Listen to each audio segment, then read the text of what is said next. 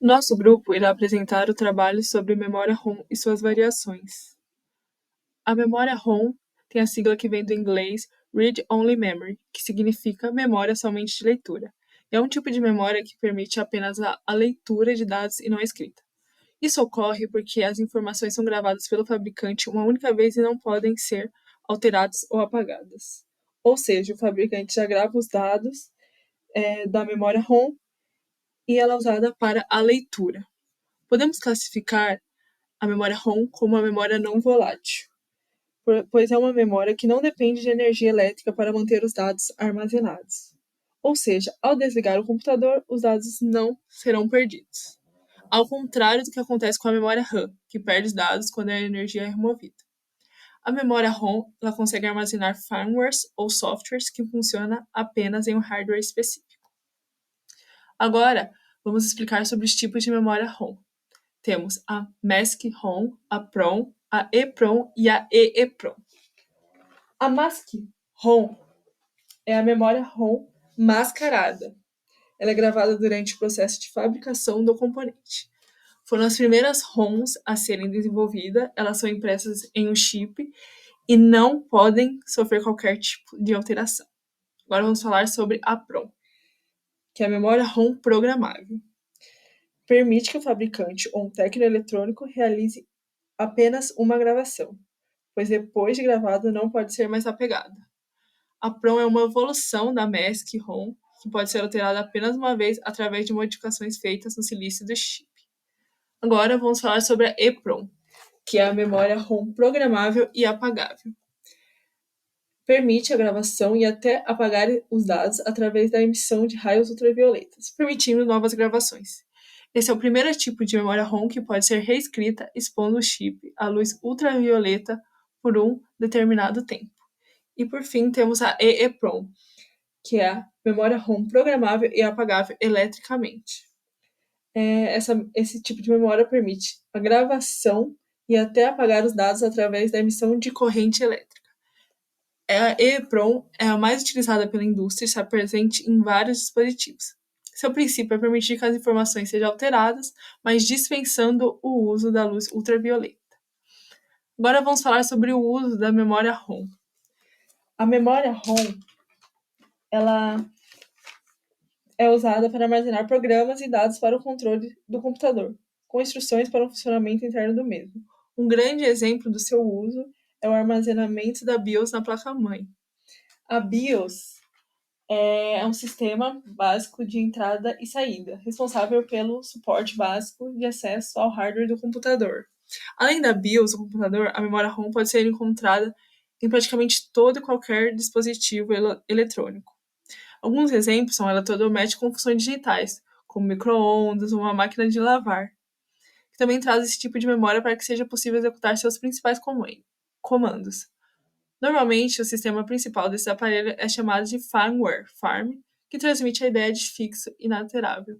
Além disso, outros usos são satélites, impressoras, celulares, notebooks, tablets, que têm uma memória ROM embarcada para realizarem tarefas básicas. Bom, agora que a gente já estudou um pouquinho o que é a memória ROM e quais são os seus tipos, a gente pode agora falar dos circuitos do Logic Sim.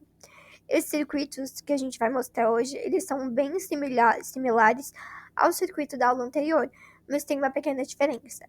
Esses circuitos são chamados de circuitos programáveis. Por quê? Justamente porque ao invés da gente ter aqui um circuito combinatório, que seria o SEC09, nós vamos ter uma memória ROM. A memória ROM ela vai vir para substituir o circuito nesse projeto e ela vai permitir que a gente possa programar, ou seja, a memória ROM ela é programável, também chamada de memória PROM. A memória PROM a gente pode programar e aí ela vai realizar dentro do circuito o que a gente está pedindo para ela fazer, né? Ou seja, a gente tem 3 tipos de circuitos aqui hoje em aula. O circuito incrementador par, que ele vai contar de 0 a 8 todos os números pares e vai mostrar aqui no meu display. O incrementador ímpar, que pelo contrário, ele vai mostrar dos números de 1 a 9 todos os números ímpares. Então aqui eu tenho o número 1, o número 3, assim por diante. E o incrementador linear, ele vai mostrar todos os números de 0 a 9, sem pular nenhum. O que vale para um circuito aqui, vale para os três. Só realmente muda a programação aqui. Como vocês podem ver dentro da memória ROM, a gente vai ter aqui valores diferentes para cada circuito. Então, aqui eu tenho esses valores específicos, aqui eu vou ter esses aqui, e eles vão realizar tarefas diferentes, vão mostrar números diferentes.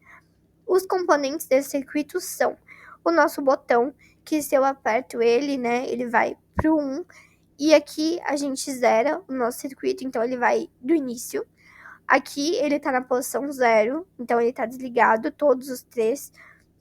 Além disso, eu tenho o circuito 7448 e 74174, que também foram utilizados a aula passada.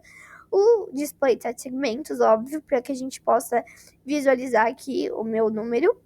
E aqui nós temos o clock, né, o pulso, que ele vai tornar possível que eu tenha essa mudança de estado e que os meus números aqui vão alternando no meu display. Aqui, como vocês já sabem, o nosso pulso, ele pode mudar a frequência. Então, se você desejar, você pode mudar a frequência para que essa mudança aconteça mais devagar ou mais rápida. Aqui na memória ROM é uma memória programável, ou seja, se a gente abre ela aqui, a gente visualiza esses números e cada um desses números, eles vão estar mostrando um valor. Então, o que acontece? Não é a minha entrada vai definir a minha saída na memória ROM, mas a minha entrada vai estar indicando uma posição na minha memória, e nessa posição da minha memória vai estar o valor que eu quero. Então, por exemplo, aqui no 0, na minha primeira posição, eu vou ter o valor 0. Na minha segunda posição, 2, eu vou ter o valor 2. Então, vai buscar dentro da minha memória a posição que eu quero, e dentro dessa posição vai estar o meu valor. E é esse valor que vai ser exibido aqui. Aqui, como vocês podem ver, nós temos a minha tabelinha. Essa tabelinha tem os valores aqui, que estão contidos aqui, como vocês podem ver. E esses valores vão estar indicando essa posição, né? Vai estar indicando o valor que eu quero que mostre ali. Isso daqui é programável, então, para você mudar, por exemplo, do incrementador par para o incrementador ímpar, é só você mudar os valores. Então, aqui, por exemplo, onde tem o 1 e o 0, você muda para 1 e 1, e ao invés de mostrar o valor 0, ele vai mostrar o valor 1. Aqui, nós temos a minha tabela. Essa tabela é para o incrementador ímpar, mas vai valer a mesma coisa para os outros. Então, só muda os valores aqui que eu vou achar. Aqui nós temos o R. O R vai indicar esse meu botão aqui. Ou seja, ele está em 0 em todos esses casos aqui. Nesse caso, ele indica na minha tabela que se o meu botão estiver indicando o número 1, né, ele estiver ligado, nada acontece, vai ficar tudo 0 mesmo. E aí, como vocês podem ver, vai zerar a minha tabela. Vai zerar o meu circuito. Aqui nós temos as entradas, as saídas. Aqui nós temos as saídas e nós temos também a saída BCD, como vocês podem ver. A gente já estudou sobre isso e a gente já estudou. E essa saída aqui, ela vai indicar o valor que eu quero que mostre. Então aqui, por exemplo, nós temos tudo zerado. Como vocês podem ver, são os números binários. Então, aqui eu tenho 0, 1, 2, 3 e 4, certo? Aqui eu também tenho 0. Aqui eu tenho, 1, perdão. 1, 2, 3, 4 e aqui o 0.